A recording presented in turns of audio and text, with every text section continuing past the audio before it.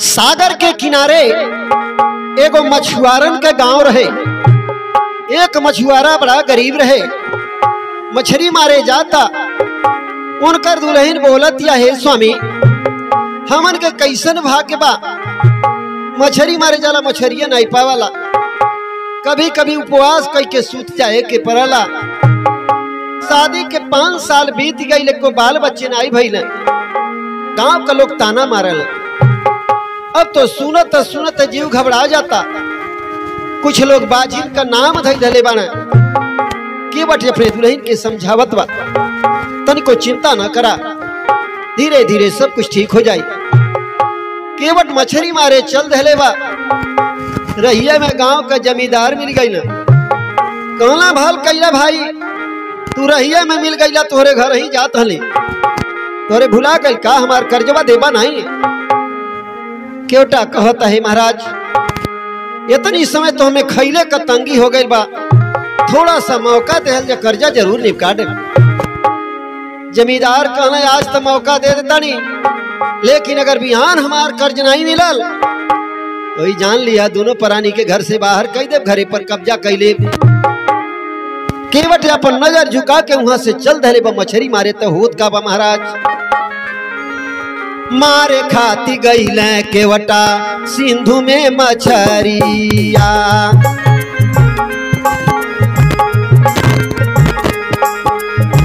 सिंधु में मछरिया हो, सिंधु में मछरिया, मारे खाती गईले केवटा सिंधु में मछरिया।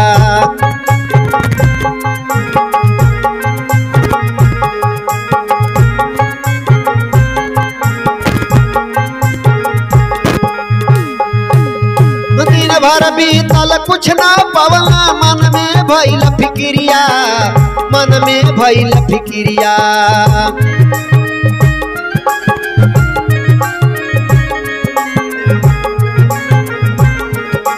हर सागर तीरमा करे रोदनवा, आधी रात भइल साधु आइल ते ही घरिया। मारे खाती गईले केवटा सिंधु में मछरिया।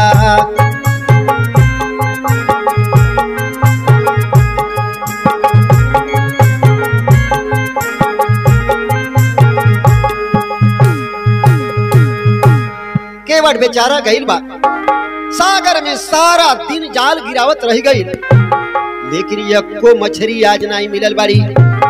साँझ हो गई, दिन डूब गई।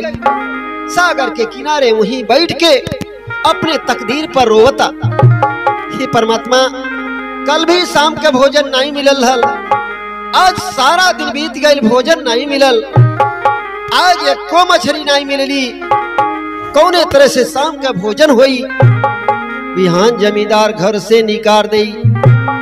यह बतिया सोच सोच आ वही सागर के किनारे बैठ के रोवता। सोचा कौन मुंह लगा के हम घरे जाएं।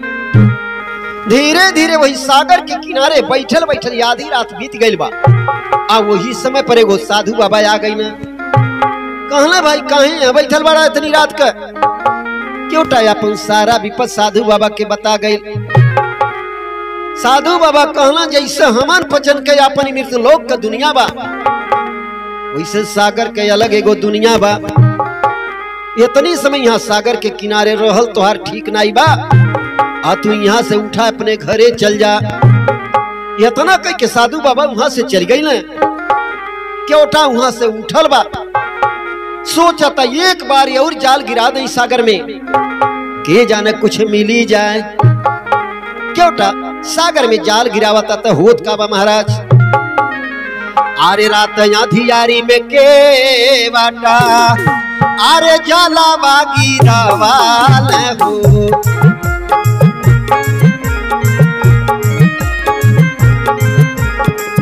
जाला बागी रवाल रे रामा, जाला बागी रवाल हो।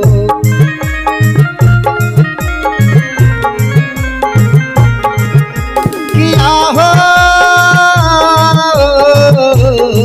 रामा रामा हो, अरे रामा लई गो गईल या झुराई।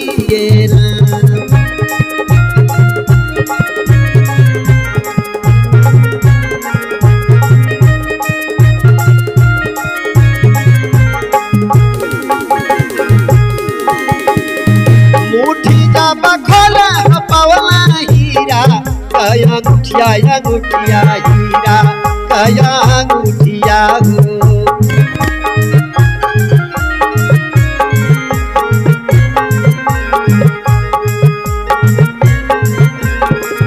मुट्ठी जब खोले हो पवन हीरा कया अंगूठिया हो हीरा कया अंगूठिया हो।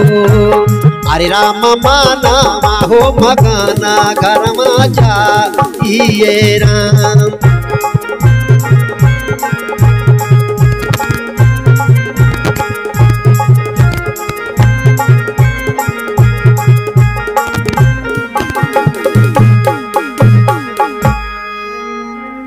केवट बेचारा आधी रात के समय में जब सागर में जाल गिरावता ओमन एगो लइका फंस गइल बा। लइका के उम्र केवल लगभग 5-6 साल के उम्र रहल हुई। केवटा जाल में से जब लइका के निकलले बा लइका का मुट्ठी बन्हाइल रहल। आज जब मुट्ठी खोलले बा ओमन एगो हीरा के अंगूठी पौले बा। सोचता हे भगवान चलो अगर मछली नहीं मिलल तो कोनो बात नहीं बा, हमरे को बाल बच्चे नहीं रहना के जाना इस समुद्र देवता हमके एगो लइका देहले हो उपहार के रूप में। वो लइका के लेके और केवटा जब अपने घरे आइल बा केवटिनिया देखले बा आत्मा गदगद हो गई। केवटा और केवटिनिया दोनों मिल के वह लइका का परवरिश करे लगले अपन लइका मान के।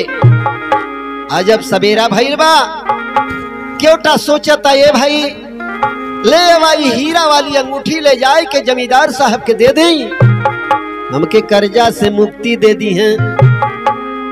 वो अंगूठी लेके केवटा जब जमींदार के पास पहुंचल बा और जमींदार जब जान पौना कि कर्जा के बदले में हीरा वाली अंगूठी देत बा उनका आत्मा गदगद हो गई। तो भइल का महाराज हीरा वाली अंगूठी जमींदार अपनाई लिहल।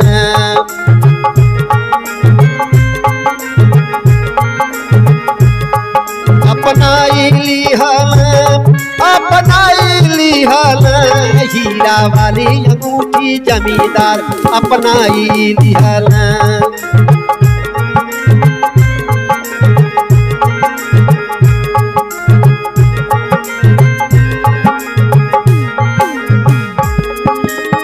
थोड़ा कर जाके बदले हीरा पाई गईली।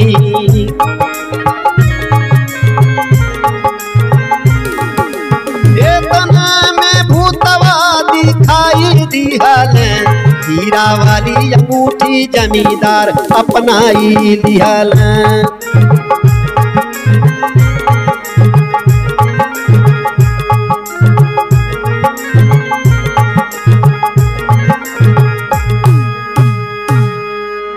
केवटा बेचारा अंगूठी जब जमींदार के सामने कैले बा हे महाराज ये अंगूठी ले लहल जा हमके अपने कर्जा से मुक्त कर दिहल जा। जमींदार अंगूठी ले लेना केवटा बेचारा अपने घरे गई। जमींदार अपने मनवा में एकदम गदगद हो जाता ना बड़ा मूर्ख केवट बा बाजारे में बेचले हो तो पता नहीं कितना धन पावले हो हमारे थोड़े से कर्जा खर्च ले आके हीरा दे गई। इतना ही में एगो आवाज सुनाई ये अंगूठी हमके दे दा। लगल जमींदार हर हर चक्कर बकरता के कहला भाई तू के हो। इतने में उनके आंखी के सामने एगो धुआं दिखाई देता और धुआं धीरे धीरे जमींदार के मुंह के रास्ते उनके पेटे में चली गई। पेटमा में जाते भर में जमींदार की अखियां लाल लाल हो गई और करे बाद जमींदार वहां से गायब हो गई ना। यार केवटा केवटिनिया उस सागर वाले लइका के धीरे धीरे पालत पालत सियान कैले गई बाण। धीरे धीरे लइका 10 साल के उम्र में जब हो गई बा एक दिन केवटा से कहा था ए दादा हम नहीं चल सकीला तोहरे संगरी सागर पर मछली मारे। केवटा कलश बाबू चला संगरी लिया के गई बा। लइका कहलस ए दादा तनी हमहू के देता जलवा बहुती। बड़े प्रेम से वो केवटा और लइका के दे देले बा जाल बहावे खातिर।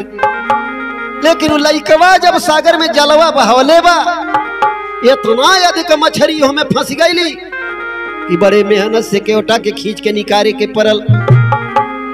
और जब ले जाए के बाजारे में बेचले बा खूब बढ़िया मुनाफा भइल बा। और केवटिनिया जब देखलस तो आत्मा गदगद हो गई। लेकिन आगे होत का बा महाराज, अरे भइल सयाना लड़का मारे मछरिया, मारे मछरिया हो मारे मछरिया, भइल सयाना लड़का मारे मछरिया।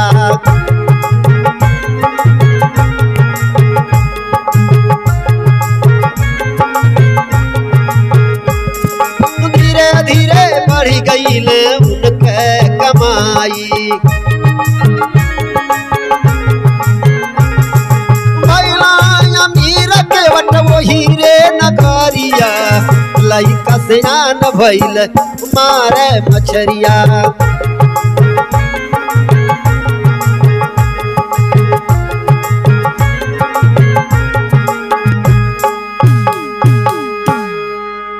वह लइका के हाथे जब एक दिन ज्यादा मछली मिलल, आ बाजार में बेचले पर ज्यादा मुनाफा भइल, केवटा बड़ा गदगद भइल। कहलस हमार लइका बड़ा भागशाली बा, मालूम होला मछरिये हमरे लइकवे के इंतजार करेली। अब रोजाना लड़का जाल बहावे लागल बा। वह केवटा का इतना बढ़िया कमाई होवे लागल कि पूरे गांव में सबसे अमीर वह केवटा हो गई बा। यही तरह से धीरे धीरे समय बीते लागल। लइका का उम्र 20 साल हो गई बा, लइका पूरा जवान हो गई बा। एक दिन सुतले में आधी रात के समय में अचानक लइका के नींद खुला था। समुंदर के बीच में एगो बहुत सुंदर नगरी रहल। लइका अपने आप के वह नगरी में पावता, सोचा था हे परमात्मा हम कहाँ आ गए बानी, हम सपना देखा तानी की हकीकत हो। इतने में समुद्र का देवता वहां प्रकट हो जाता ना, कहना वो कर सर्वनाश करे के भाई अंगूठी के द्वारा। और वो कह के एगो हीरा वाली अंगूठी और लइका के हाथे में ध देता ने। कहना कुछ समय के बाद एक सारा पता तो के चल जाई। इतने कह के समुद्र के देवता वहां से अंतर ध्यान हो गई ने। लइका अपने आप के अपने बिस्तर पर पावता, सोचता अपने मना में हे भगवान ये का बात बा, हमारे साथ का होता, कहीं हम सपना देखा तानी आकी हकीकत बा। इतने में वही समुद्र देवता के आवाज आवता, ये अंगूठी ले जाके अलमारी में छिपा दे और थोड़े समय में तोहरे कामे आई। लइका ले जाए के वो अंगूठी अलमारी में छिपा दे बा, लेकिन ओकरे भुलात नहीं बा। आवाज मुंह से निकल गई कि हे भगवान आखिर हमारे साथ होत का बा, हम जागत बानी आखिर सपना में बानी।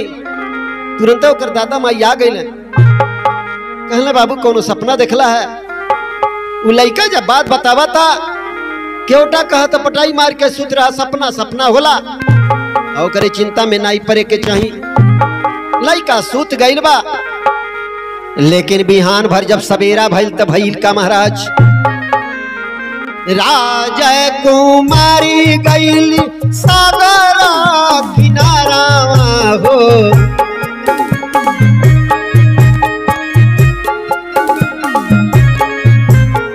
राजा कुमारी गइल सागरा किनारा हो, बांसुरी बजावत एगो आइल बा मनैया।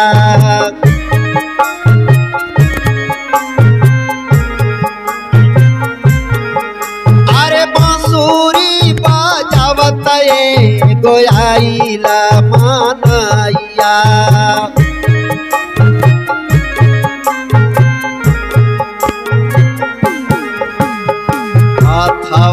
पखर लेबा राज कुमारी के,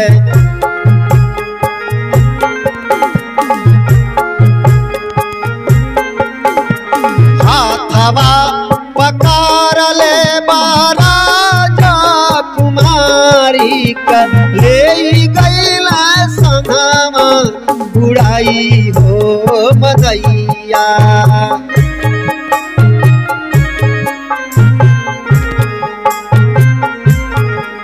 अरे ले गईला सनवा उड़ाई हो मनैया।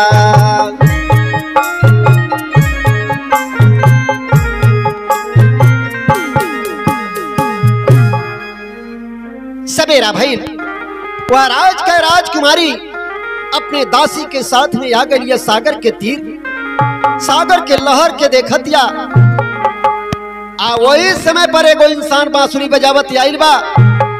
राजकुमारी अपने दासी से कहतिया, हे दासी, वो आदमी कितना बढ़िया बांसुरी बजावता। इतने में देखते देखते में वो आदमी आइल बा, राजकुमारी का हाथ पकड़ ले बा और त्यों ही राजकुमारी और आदमी वो दोनों अंतर ध्यान हो गई बाने। दासी बड़े चिंता में पड़ली, जाय के राजा से खबर जब जनोले बाड़ी, राजा बड़े जोर से रिसियई न कि राजकुमारी के महल से निकले के मना कहले रहनी, कैसे तू लेके गईलू सागर के तीर। लेकिन दासी कहतिया, महाराज हम मजबूर हो गईली, राजकुमारी के आगे हमार कोनो बस नहीं चलल। राजा वह दासी के साथ सागर के तीर पर आइल बन, वहीं एगो मछुआरा मिल जाता। कहता, ये महाराज हम अपनी आंखी से देखले रहली, आज के 15 साल के पहले जौन जमींदार लापता हो गई रहल, वह जमींदार यहाँ आइल रहल और राजकुमारी के बड़े जोर से घूर के ताकत रहल। इतने में पता नहीं कहाँ राजकुमारी और जमींदार अंतर ध्यान हो गई ने। राजा सोचता ने, बाप रे बाप, जौन जमींदार आज 15 साल के पहले लापता हो गई बा, वो आइल यहाँ और देखते देखते में अंतर ध्यान हो गई। बात अजीब दिखाई देता, एक भेद अगर जान पाई है तो कौन साधु जान पाई है। ओ मछुआरा राजा साहब से बतावा ताकि ये महाराज जंगल में एगो महात्मा बने और यह सब विषय में बहुत बड़ा जानकार बने। लेकिन राजा कैले का महाराज, अरे राजा गईले बाबा लगमा, अरे कहला खबरिया हो, अरे बाबा कहले भूतले गईले तोहरी कुमारिया हो।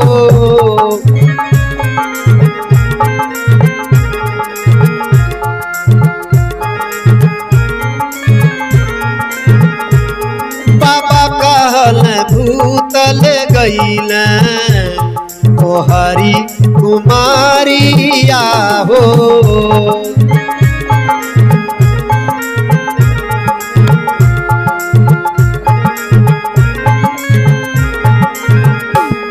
भूतया बनवल जमींदार के शरीरिया,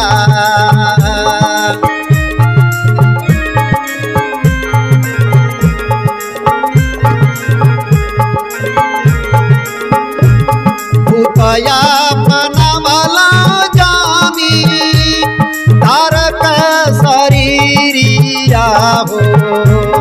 भेदवा बतई है आगे कौनो जाल पारिया हो।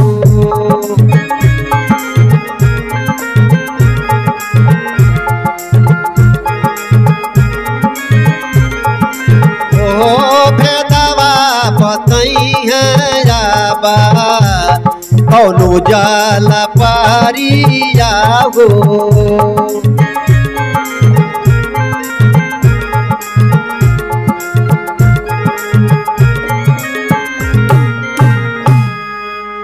राजा जब साधु बाबा के लगे पहुंचल बने, अपन सारा कहानी जब बतौले बने, साधु बाबा ध्यान लगा के देखत कहले, सागर के रहे वाला भूत जमींदार के शरीर पर कब्जा कैले ले बा और वह तोरे राजकुमारी के उठा के ले गई बा। लेकिन अब तोहार राजकुमारी एकदम सेफ बा और जिंदा बा। राजा कहना, महाराज वो भूत बाय कहाँ? कहना, एकरे आगे का कहानी कौनो जलपरी ही बताई, राजा के साथ में साधु बाबा सागर के किनारे आइल बाना। तब कइले का महाराज, अरे मंत्र चलावला सागर तीरवा, तब आइली जल परिया, तब आइली जल परिया।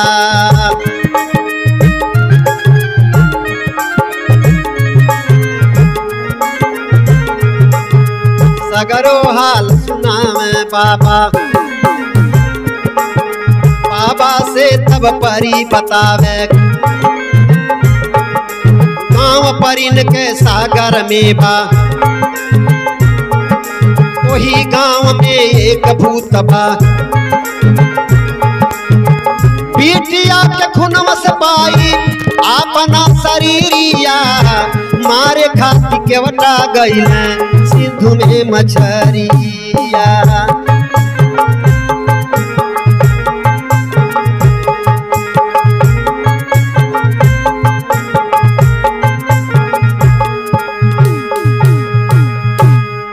साधु बाबा सागर के किनारे मंत्र चलावे लागल बाना और वहां सागर से वो जल परी निकलिया। बाबा अपन सारा कहानी वो जल परी के बता गई माने। जल परी कहतिया सागर के बीच में एगो हमन पचन परी लोगन के गांव बा, जौने तरह से यहाँ मृत्यु लोक में सब अपन बसर कराला, वही तरह से हमारे परी लोक में सब लोग वही तरह से अपन जिंदगी बसर कराला।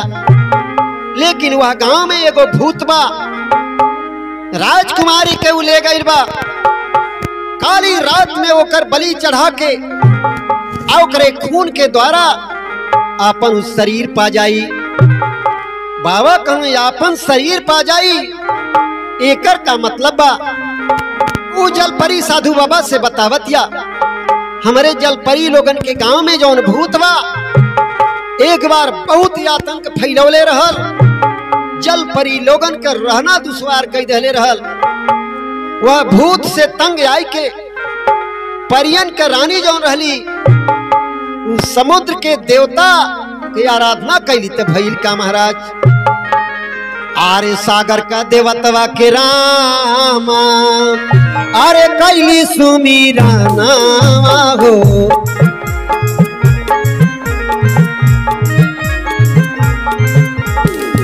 कैली सुमीरा नवाए रामा, कैली सुमीरा नवा हो।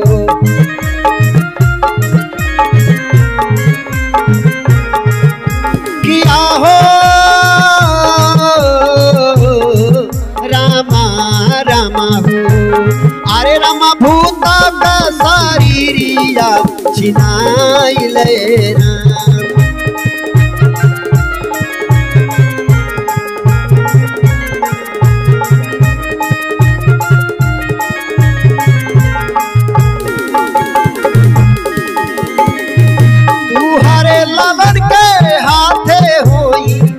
बाधनवा बाधनवा होई, बाधनवा हो।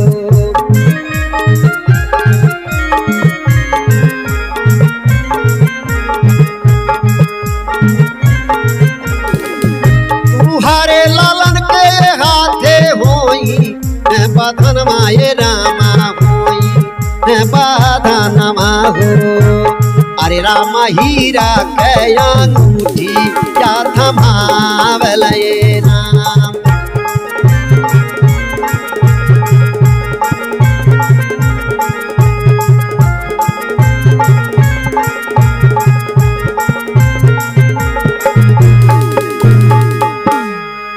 जलपरी के रानी जब समुद्र देवता के आराधना कईले और समुद्र देवता जब प्रकट भइले, वह भूत के शरीर समुद्र देवता छीन ले, लेकिन वो भूत वो शरीर से निकल के और बिना देह के हो गई।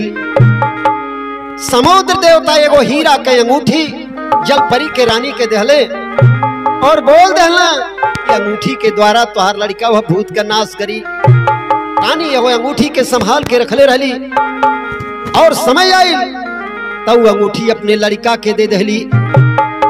लेकिन वो लड़का 5 बरस की अवस्था में वही अंगूठी के साथ खेलत रहल, पता नहीं कहां गायब हो गई। सब बतिया वो केवटा और केवटा का लड़के एक किनारे से खड़ा होके सुनत हमें। इतने में साधु बाबा का नजर वो केवटा के ऊपर पड़ल। साधु बाबा कहने कहो भाई तू ही वह दिन आधी रात के समय में सागर के किनारे मिलल रहला? बोले हाँ महाराज हम ही सागर के किनारे मिलल रहली, आप हम ही के डटले रहली भाग जा घरे। इतने में वो जलपरी के निगाह वो जवान लड़का के ऊपर पड़ जाता। साधु बाबा से कहत या ए बाबा वो लड़का यहाँ मृत्यु लोक के रहे वाला नहीं है, हमारे रानी का वह लड़का है। हमन पचन जलपरी लोग अपने लोगन के दूर से ही पहचान लेला। यह लड़का वो हीरा वाली अंगूठी के लेके खेलत रहल, पता नहीं कहाँ गायब हो गई रहल। इतने में लइकवा कहत है अपने बपवा से ए दादा रुकल है अब हम आवत हई। भागल गई अपने घर में से अलमारी में जौन अंगूठी छिपौले रहल वो अंगूठी लेके आ जात बा। वो अंगूठिया देखते भर में जलपरी पहचान गई। कहली यह अंगूठी समुद्र के देवता देहले रहले, कहले यही अंगूठी के द्वारा और यह लड़का वह भूत के नाश करी।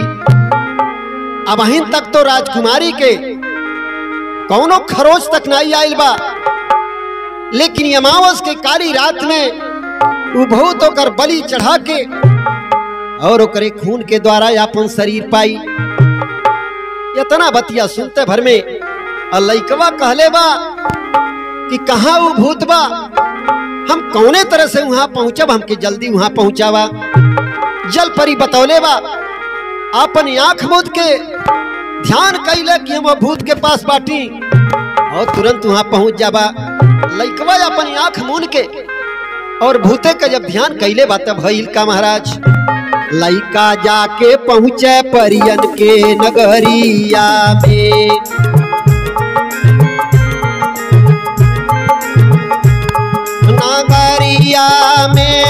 नगरिया में लइका जाके पहुंचे परियन के नगरिया में।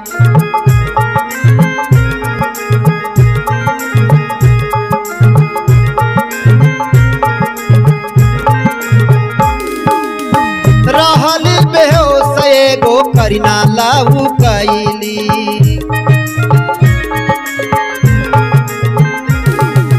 हानि मरल जान भइल शरीरिया में लइका जाके पहुंचल परियन के नगरिया में।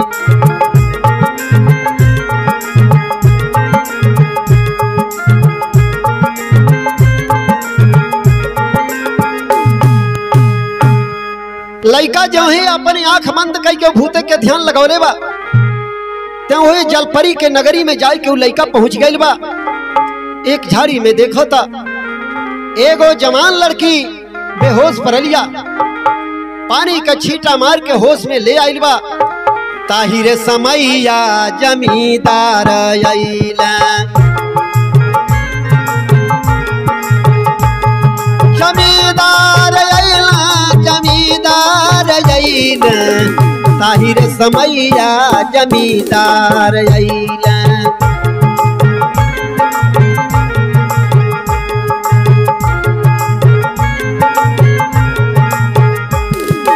सागर का देवता आई बोले लड़का से,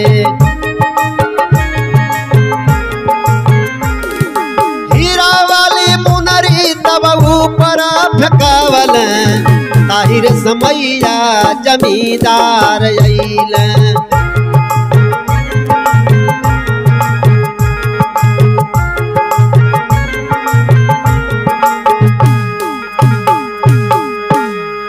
पानी का छींटा मार के होश में ले आइल बा और त्यों ही वहां पर जमींदार के शरीर के द्वारा वो भूतिया के सामने खड़ा हो जाता। लइकवा डंटलस, हे भूत ते एकरे शरीर से निकल के बाहर हो जो, नहीं तो तोर कल्याण नहीं बा।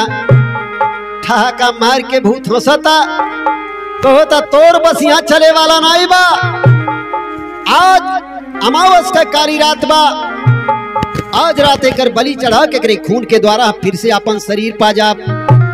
इतने में समुद्र के देवता वहां आके प्रकट हो जाता ना, कहना ये अंगूठी वह जमींदार के ऊपर फेंक दा, अब भूत निकल के बाहर आ जाई और दोनों मिला जल जाई हैं। लइकवा कहो तो जमींदार के हमें दोस्त कमन रहल, कहना एकर चिंता छोड़ दे, जौने समय में हीरा वाली अंगूठी तोहरे माई के हम दहले रहली, आई भूत जब जान पौलस वही अंगूठी का पीछा कर रहलस, और तू जब खेलत रहला अंगूठी के साथ में, तब ये भूत तो की चुरा के अपने पास उठा के ले गई। जान मारल चाहत रहल, लेकिन वही समय पर हम पहुंच गईली और हमके देख के छोड़ के ही भाग गई, लेकिन समुद्र के लहर के साथ तू बह गईला और जाय के जब वहां केवटा के जाल में फंस गईला, केवटा ले जाए के वो अंगूठी जब जमींदार के देहलस, एगो ऐसे गलती भाई, बिना शरीर के अंगूठी ले नहीं पावत रहल, या नाते से जमींदार के शरीर में ही घुस गई। ई मनाई के शरीर में घुसले के नाते से एकर शक्ति हो गई कमजोर। ई लगल सागर के राक्षस के पूजा करे, और पूजा में जरूरत लागल राजकुमारी के खून के, या नाते से राजकुमारी के उठा के ले आइल कि ओकर बलि चढ़ाई के और सागर के राक्षस के द्वारा अपन हम फिर से शरीर पा जा। जौने दिन ई भूत और जमींदार के शरीर में गई रहल, वही दिन जमींदार मर गई रहल। या नाते से अंगूठी एकरे ऊपर फेंका, लइका अंगूठी फेंकले बा, वो भूत एकदम जर के नाश हो गई बा। वही समय पर जलपरी के रानी आइलिया, कहली बाबू तू हमार लइका हवा। ऊ लइका बोला था, हे माई भले ही तू हमें पैदा कैले बाड़ू, लेकिन लालन पालन करे खातिर मृत्यु लोक में हमार दादा माई बाणाए। जलपरी के रानी बोलतिया, बाबू हम लोगन के साथ नहीं छोड़ाई, लेकिन कभी भी मिलल चाहिए, हमार ध्यान करवा तुरंत हमारे पास आई जाबा। यह अपना बतिया कह के जलपरी और जल देवता वहां से गायब हो गई बाने, और ये लड़का वह राजकुमारी के साथ आके वह जगह ही पर सागर किनारे पहुंचल बा, जहां साधु बाबा और राजा और जलपरी इंतजार करते हैं।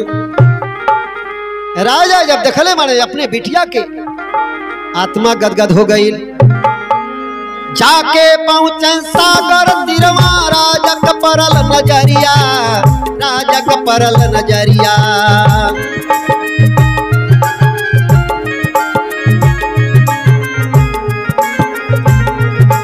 अरे बिटिया पवल खुश हो गई न,